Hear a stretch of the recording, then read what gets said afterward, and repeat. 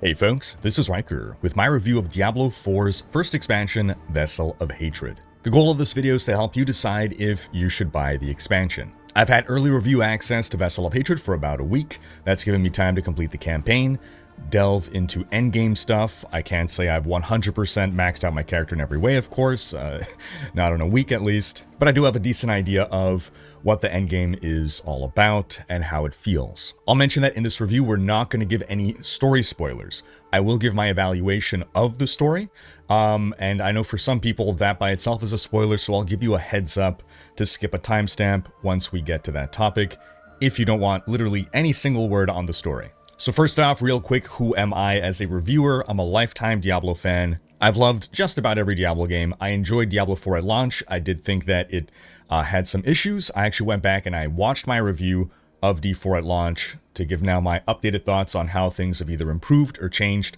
I've stuck with the game over the past year. I've seen it improve dramatically, but I've never been a D4 hater. I've always at least liked the game, and now I like that it's fixed a lot of the issues that it has had. So part of this review is going to be a little bit about how Diablo 4 has evolved and changed over the past year, in case you're someone who just played D4 at launch or Season 1 and then stopped. And the first thing we'll hit upon is the pace of the game. When D4 launched, it was a slower paced game than it is today. Now, I know some Diablo 3 fans didn't like Diablo 4, and I think part of the reason was the pace and the difficulty and how leveling slows down towards the end. Diablo 4 has now evolved much more towards a Diablo 3 direction. At the end of my Diablo 4 review, I said this is not just an improved Diablo 3. Now it is an improved Diablo 3. It very much is a Diablo 3 structure and feel underneath, with a whole lot of stuff added on and improved upon. If you were a Diablo 3 fan, I think now you would be a Diablo 4 fan if you were not at the launch of D4. Diablo 4 started as a slower paced game again. The combat encounters took longer to resolve. There was a lot more crowd control effects on your character. You were fighting fewer monsters at a time. Everything now has been sped up. It's snappier. It's much more modern ARPG in the vein of Diablo 3. And this might be a detriment to people who like that slower pace. Now, another issue with D4 was the lack of an overlay map, feeling so zoomed in. Since then, they've zoomed out the camera, and now they're giving us different utilities, different ways to pin things on maps, to have markers, to more easily be able to direct us, to not feel as strong of a need for an overlay map. And I think this combination of things together has greatly helped. I no longer feel as much of a desire to have that overlay map that we were missing from Diablo 2. Now, quick note on classes and class balance. New to Vessel of Hatred is the Spiritborn. What a fun class. I do think it's probably the best designed class. It's clearly informed by the year of development that we've had post-launch. They've had more time with this. They've been able to see what kind of game Diablo 4 is now and steer it in that new direction. The Spiritborn is the most customizable class. You can really mix and match playstyles however you want. It's a martial artist. It's similar to Diablo 3's monk, but flavored very differently. So it's a jungle monk who calls upon the spirits of nature as opposed to the light of Itar. And I actually prefer the flavor of the Spiritborn. I really like the richness of the lore and having these 4 different spirit animals that you're basing all your powers around. The Spiritborn, again, is going to be selecting powers from these different spirits, and its class mechanic is the Spirit Hall, where you're going to select one dominant animal spirit and one secondary spirit, and each of these things are going to give you different powers, and you can mix and match whatever combination you want, including both dominant and secondary being the same spirit. Again, you can afford so many different play styles.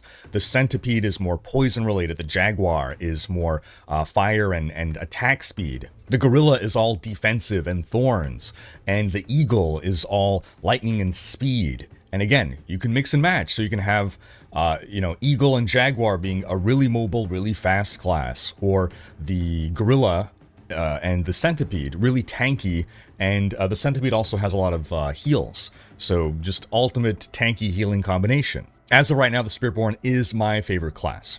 But now, just a general note on class balance as a whole. This is a live game, class balance is always changing, but one thing that holds true from my review from over a year ago is that In the early game experience, druids still seem to lag behind the other classes. It really takes a while for them to fully get online. It might depend on what build you're running, and the experience is significantly better today. The disparity in low-level power and feeling of fun of classes is tremendously improved since launch, but there's still further room for improvement. However, at this point, I don't think I would say any longer that people would have like a bad experience picking a certain class to level from 1 to the max level. The new max level now is 60 rather than 100. They've just sort of transplanted and reframed the leveling experience with the latest Diablo 4 patch. So instead of leveling up to level 100, you're going to level up to 60. Throughout levels 1 to 60, you're getting skill points, very familiar to Diablo 3 players. After level 60, the max level, you are now going to get Paragon points, and you can have up to 300 Paragon points. So it's just a reframing of the leveling experience. It's clearer, it gives better direction, I think, and a better feeling of people being like, okay, I can stop at 60 if I want to, and then the rest is gravy. I don't have to feel like, oh, I must get to 100, even though in modern D4 now, it's not hard to get to 100 anymore. It was at launch, but this ties into the next point that overall D4 now is a much easier game. I would go so far as to say Diablo 4 is an easy game, which is not something I could say at launch. In fact, I did say that it was a harder game than Diablo 3. Unless you were following whatever broken build of the flavor of the month, the game could be challenging. Now I feel the game allows you to customize your difficulty. They've introduced a whole new difficulty system, which is again more reminiscent of Diablo 3's. So we've removed the default or the old difficulty system of Diablo 4. And now you're really just customizing your experience. And I feel like you can make any build. As long as you put some thought into putting a build together, you don't have to follow a build guide to be able to access all the content in the game. Previously, the difficulty system of D4 was predicated on you needing to access the highest tier of difficulty. Everything else was basically obsoleted because if you were not in the highest difficulty, you could not get the best stuff in the game. Now, the new difficulty system, again, much more reminiscent of Diablo 3, where you're just opting into greater challenge for greater reward. As long as you can reach Torment 1, this is when the entirety of the endgame is available to you, and I do believe any build that has put some thought into it can achieve Torment 1. With Torment 1, again, everything in the game can drop, you can craft everything, and you can access every game system. Higher torments ramp up the challenge and ramp up the rate of rewards. So if you could be efficient in a higher torment, you're going to get gear and drops and power faster than if you're just on Torment 1. But you are not forced to go to Torment 4 the way you were previously forced into World Tier 4. And again, I feel like this is a good change. So by default, Diablo 4 is a very easy game, but if you choose to play on higher difficulties than your build is suited for, that's how you can bring in the challenge. Now, one thing that I spoke about in my original review of Diablo 4 was the progression. How you're leveling up, progressing through the game, how does progression feel like, and I was critical of the progression not feeling that impactful, not feeling that good, partially because of enemy scaling and how it worked. And now we are, again, full on Diablo 3 where you don't have monster level anymore. We used to have monster levels, now monsters are always your level no matter where you are and what you're doing, and it's not a problem. At launch, Diablo 4 was using some hybrid system where you had monster level and monsters would level up with you, but they wouldn't level down with you. The problem that I had in the past was when monsters are leveling up with you, if you're not keeping up in power with regards to your drops or your skill choices, then it could feel like I'm leveling up, but I'm getting weaker, and I can't go back to a lower level zone to be able to catch up.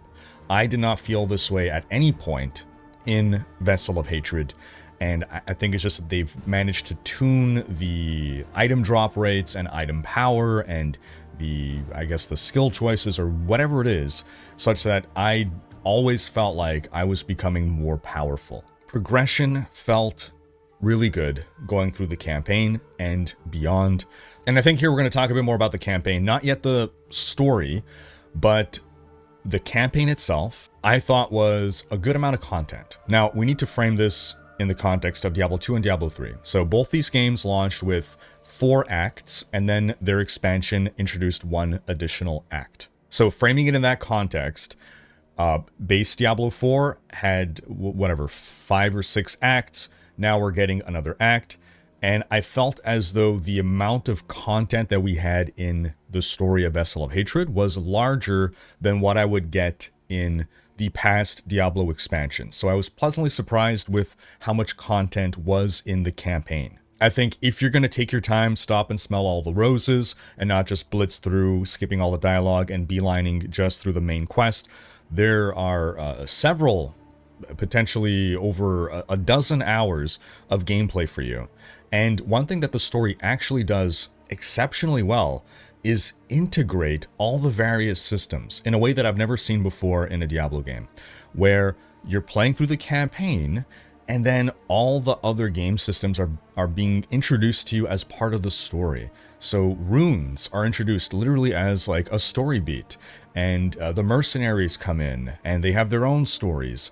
And, you know, some of these are literally tied to the campaign. Others are just secondary things that happen to pop up once you reach either certain levels or what have you. It all felt very natural and organic. And even game systems, right? Like the new dungeon types and whatever activity in the game, it's introduced in a narrative way that helps onboard new players and not just feel like, oh, these are just whatever game systems that pop up and they have no context in the story. I think if you're going to play Vessel of Hatred for the campaign experience, the mechanics of the campaign, the gameplay, the amount of content there, I think you will be happy with the campaign. I'm going to treat the story as something separate here. And so now I'll give our story spoiler warning. Again, I'm not going to actually give any story spoilers. I'm just going to give my opinion on the story. But if that's a spoiler for you, then skip ahead to the next timestamp. So, the story in Vessel of Hatred, I thought was well executed enough, but I didn't really enjoy it. And this is just, I guess, a preference and a matter of taste thing. The story of Vessel of Hatred, just big picture, hits upon themes of hope and faith, and overall a lot of it just kind of rang hollow to me, and I really wanted to be engaged with it. I loved the base story of D4. I thought it was the best Diablo story yet. I was really engaged with the characters. It was a very character-driven story. Lilith was a phenomenal villain, and I had very emotional moments for me in the story. And in Vessel of Hatred, just nothing really hit me the same way. There were a couple moments that I thought were really, really cool. There were moments where we had really good acting from certain characters that I was really on board with, and I was like, ooh, I want to see more of that. And ultimately, though, I didn't care about enough of the characters in a way that made me really invested in their stories was the problem. Again, character-driven story, Diablo 4, I cared about those characters, so I was super on board and invested, and I really like character-driven stories.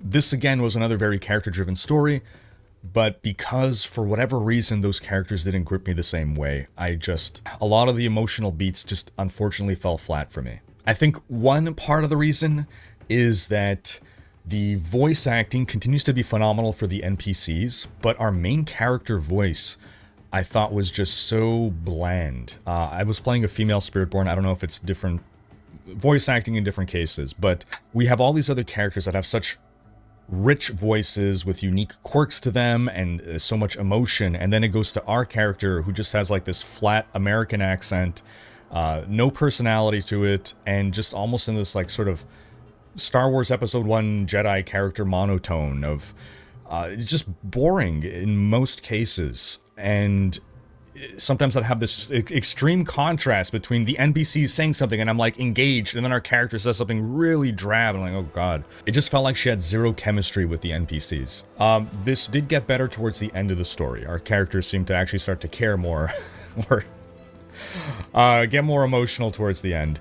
So I don't think it's the, you know, the voice actress was talented. She was just given very direction to be very neutral, I guess. And maybe that's intentional. It was intended to allow us to insert ourselves into the main character and not have a very strong personality to the main character. I don't know, but that doesn't work for me. I will say there were a couple really nice wow moments in the story that I was happy with. Without spoilers, there's some fan service, whether it's in the story or just in the campaign in general. It's nicely done. I did think the Spirit Realm stuff, it's not really a spoiler, we know it's going to be involved. The Spirit Realm stuff was really cool and well done. But again, overall, the story just didn't grip me. It's much more positive and light in tone, and maybe it's that I want my very dark, depressing Diablo story. Not to say that there's no darkness, of course there is darkness in the story.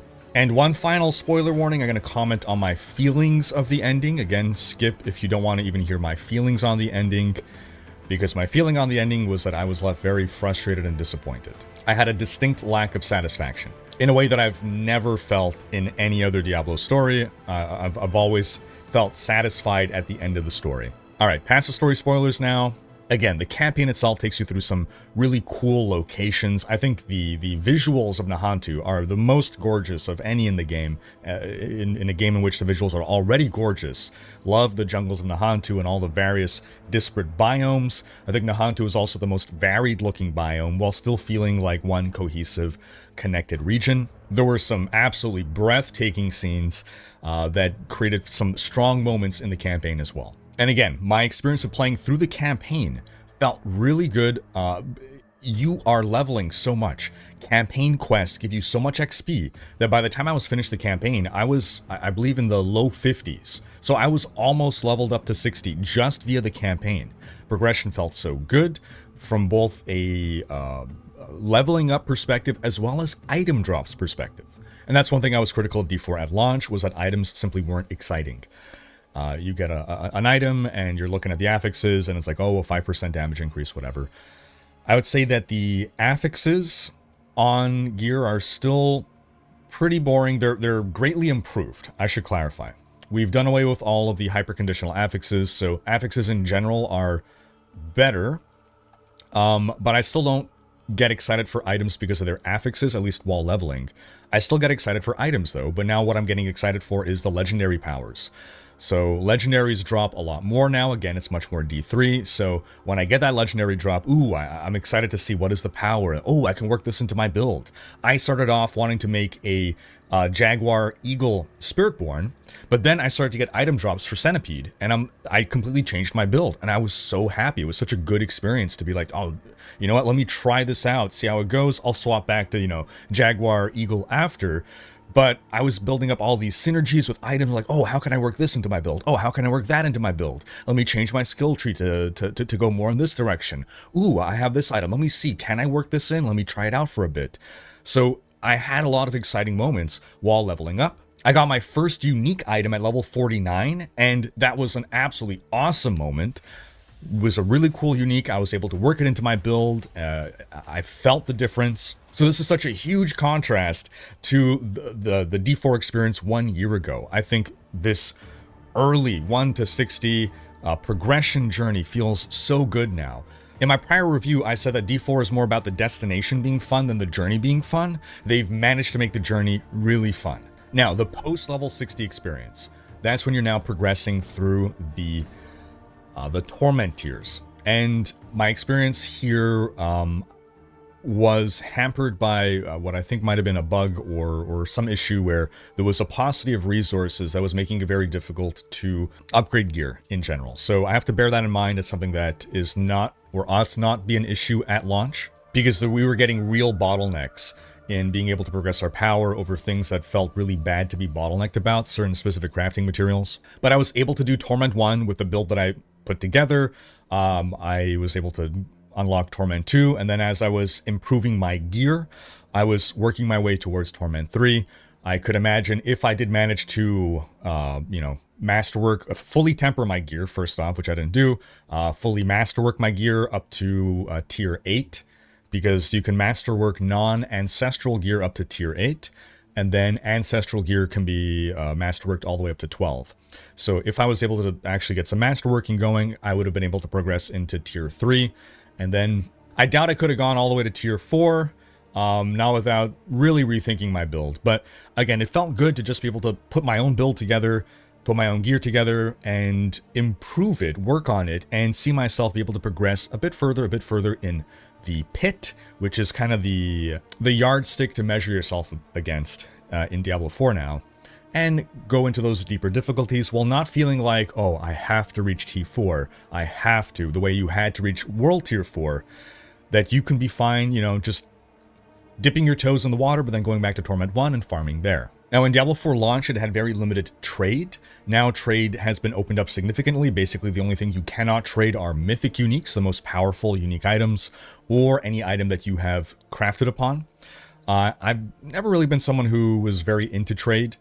I am not at all negatively impacted by trade having been opened up more significantly, and I do think for trade-minded players, the game is in a better place now from a trade perspective. Now, let's talk about post-campaign content. Again, once you're in those Torment levels, what are all the different things you have to do?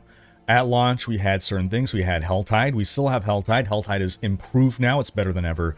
Helltide is up pretty much all the time, and it has included all of those Season 2 Bloodtide learnings where you have now the Blood Maiden.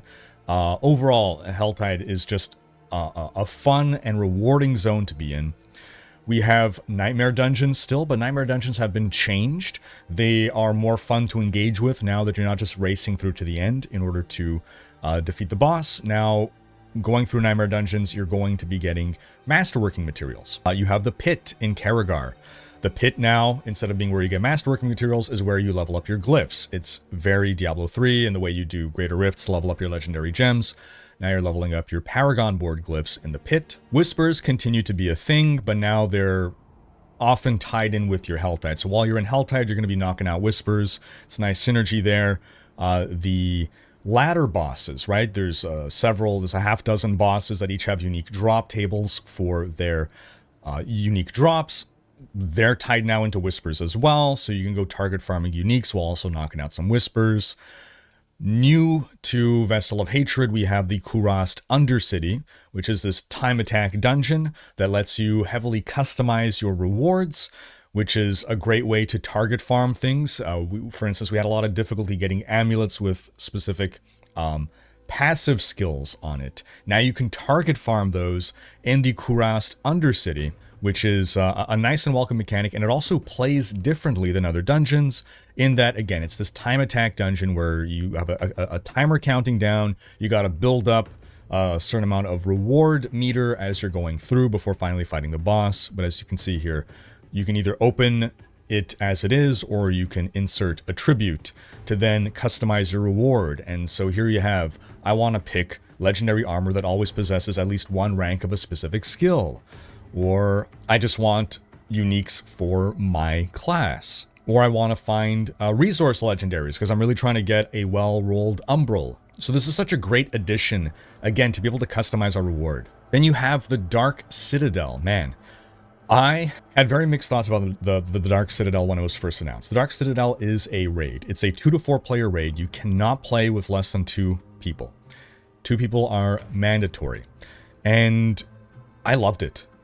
I was very pleasantly surprised. I played with my BFF DM, and Lucky Luciano also joined us, but it is so fun. It is incredibly well designed. There are co-op systems in there that you understand, okay, this is why you need at least 2 players, because there are mechanics where you need 2 people doing things simultaneously. Sometimes you split up and you're doing things where on your end you're helping the other guy and he's helping you. It's really cool and well done. Now the thing is, we just have one single raid. It's 3 different dungeons that form one raid. Is this going to get tedious after the 10th time? Probably. But there's a once a week reward for it. You can farm it repeatedly. The once a week reward is a bunch of greater affix items. But if you just farm this non-stop 24/7, you're going to get a bunch of currency to buy scrolls of retempering. They call them scrolls of restoration. So this is to fix bricking, which is a very big complaint, or a growing complaint that we've been seeing amongst players, where when you interact with the tempering mechanics, so one of the crafting mechanics includes tempering, and when you run out of tempering attempts, your item is considered bricked. A scroll of restoration will unbrick that, so now the most deterministic way to farm up these scrolls of retempering is to just keep grinding this one Giga dungeon over and over again. Again, it's a really fun dungeon, but I can imagine it getting tedious. That said, you know, if every so often we're going to get more of these raids added, I think that's going to be great, especially if they're going to be to the same quality as this one. Again, I was blown away at how fun and how well designed this raid is. It is possibly the most well-designed thing in the game. And if you're worried about being able to find people to play the raid with, we now have a group finder where you can either list a party or you can find a party. You get to select your activity. You get to select the sub-zone as well. You can select tags for what kind of experience you're looking for to really help you dial in on who you want to party with. Overall, though, when Diablo 4 launched, people were complaining that there wasn't enough to do in the endgame, and I don't think anyone can say that anymore. We have a good amount of endgame content. When D4 launched, it was a foundation to build upon. Now, unfortunately, that foundation had it needed some fixing, and we spent a good 8 months fixing that foundation. But with Loot 2.0 and Progression 2.0, we're now in a state where the foundation is solid, itemization is so much better, the feeling of progression is good now, that now we can just keep adding onto that foundation. And the only thing that I feel I'm lacking now with regards to endgame activities is some form of meta progression system, which, to clarify what I mean by that, is some kind of activity that has some greater context to it in running it multiple times, that you are working towards achieving a greater objective. So, for instance, in Path of Exile, you have the Atlas of Maps, where the analogy in Diablo would be you have all these dungeons, but these dungeons don't do anything together. Whereas in Path of Exile, if you complete all the dungeons, you are completing your atlas, which is progressing you towards harder and harder dungeons while also giving you better and better rewards. So it gives you some incentive to select some dungeons over others in order to move yourself towards an end goal. Whereas there's no real end goal in doing the dungeons. All the different dungeons, you can just do the same dungeon over and over in Diablo 4, and it doesn't really matter. Similarly, in Last Epoch, you have the Monolith, where, again, you're progressing through, as you're doing these dungeons, you're progressing through some greater system. And that's the one thing that I still feel I'm lacking in Diablo 4. The one pain point for Diablo 4 at launch was the whole forced multiplayer thing. If you hate multiplayer, then the inclusion of the Dark Citadel is gonna upset you even more, because this is an even more forced multiplayer thing. Another new system is the Mercenaries, which you can find in the Mercenary Den. I think the Mercenaries were really well integrated into the story. They have very interesting quests to follow. They have great personalities, great voice acting. These are my favorite Mercenaries, probably, of any Diablo game yet. And I think as well their mechanics are the most interesting, where I will say that I miss giving loot to my Mercenaries, but I love that they have skill trees. And the reinforcement system is neat as well. I like that you can personalize how they trigger and what skill they use. And they found a nice balance in group versus solo play, where if you are in a group, you only have your reinforcement mercenary who's there sometimes, and when you're by yourself, you additionally have your main mercenary. The mercenaries seem quite varied in what they're able to do and able to complement your builds in different ways. And there's clearly opportunity to add more mercenaries in the future as well. They literally have more spots in here, and there's strong indication that more will come in the future. Runewords are another new feature in Vessel of Hatred, and I haven't been able to get a whole lot of different runes, but so far I have been able to find runeword combinations that are useful for me. I don't have a strong opinion on runewords right now. I like them, I guess. I don't dislike them, but I'm not blown away by runewords. But it is also a system that I feel like I need more experience with. I need more time to grind up and find all the runes and play the whole rune game. And one thing to bear in mind is runes can be traded, just like in the D2 days. So theoretically, the ability to trade for runes will give you more access to more runes, able to thus make more runewords. And then runes can also be used to craft mythic uniques, so I think it's going to be a lot easier to get mythic uniques. You just need, you need some resplendent sparks, but most of it is coming from the runes, which ought to be easy to get if you trade. Now, one change they made, along with the Paragon rework, is that they have now modified Paragon boards. You are now limited to a total of 5 boards, and they've added more nodes on the boards, more basic nodes at least. They've reworked the more significant nodes to be more significant. And I really like the changes to Paragon, especially the limit to 5 boards. I know some people don't like that, but I didn't like the old meta of just rushing as many boards as possible to unlock the glyph socket. I like that we're capped at 5. It feels like a good enough number that I'm making choices.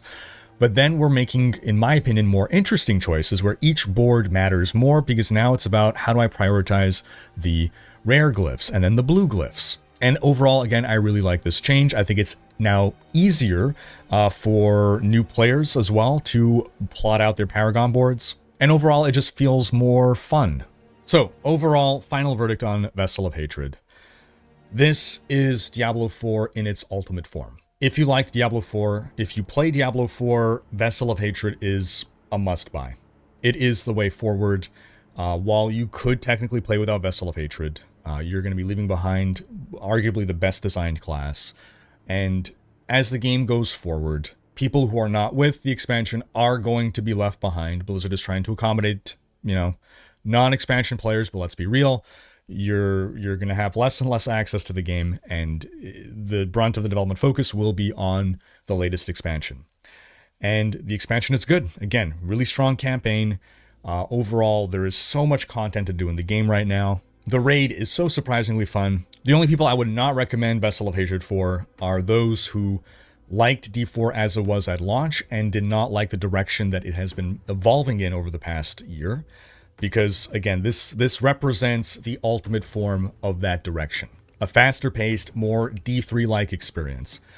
This is now the true sequel to D3. It is the spirit of D3 improved, upgraded, enhanced, more systems, more content, while also fixing a lot of the problems with D3. Because while I liked D3 and I played it for a decade, I thought it was a very flawed game, and in many ways now D4 has resolved those flaws. So again, if you're a D4 player, Vessel of Hatred is a big recommendation from me. Now, a few months ago, I put out a video on my top 5 ARPGs of all time. And this was before Diablo 4's Loot 2.0 patch. And Diablo 4 did not even make it onto my list of top 5. Now, Diablo 4 ranks as my number 3 top ARPG of all time. And if things keep improving, it might be gunning for that number 2 spot. So if you are an ARPG fan, Diablo 4, I think, is one of the best ARPGs you can be playing today. If you loved Diablo 2 and hated Diablo 3, you're probably not going to like Diablo 4. If you super hate MMO and multiplayer, we're going increasingly in that direction. Overall, it is possible to enjoy this game as a mostly solo player, but just be aware that there's more and more MMO stuff seeping in. So that's going to wrap up this video, folks, but stay tuned for a whole bevy of more Diablo 4 content along the way. Also, folks, we're doing the Patreon banner this year. Anyone who is a Patreon supporter by October 31st at patreon.com/Rhykker, even at the $1 pledge, will get your name on the shirt. Thanks for watching. Special thanks to my supporters. If you enjoyed this video, give it a thumbs up and subscribe to join Rhykker's Raiders for more Diablo content.